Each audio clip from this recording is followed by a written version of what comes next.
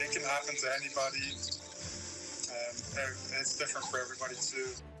Good evening. Every day we hear about hundreds of new cases of COVID-19 in Utah, with the most serious cases involving older folks. Tonight we're learning about a 17-year-old from Provo who caught the virus, and it landed him in the ICU.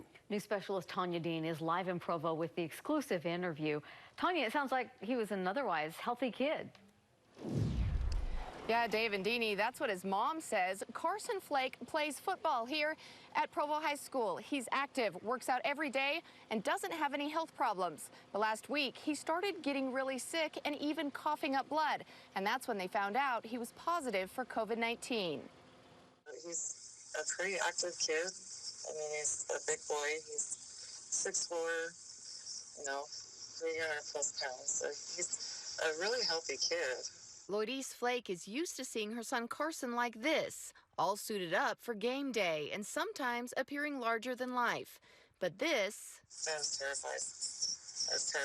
Is how she sees him now, in a hospital gown, hooked up to machines in the ICU. I mean, it started kind of on Wednesday, Thursday. By Friday, he was so sick. But, I mean, it was quick.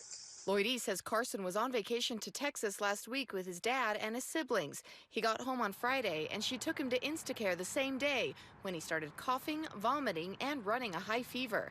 They tested him for COVID-19 and sent him home. 2 to 3 hours, the fever just got even higher.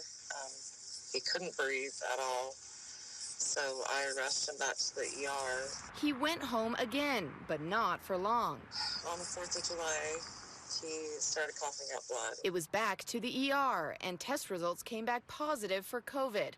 For the rest of the weekend, Lloydie says it was touch and go. Carson's condition got worse and worse. It's been scary, but I think he's turning the corner. Until today. We even got to talk to Carson in his hospital bed.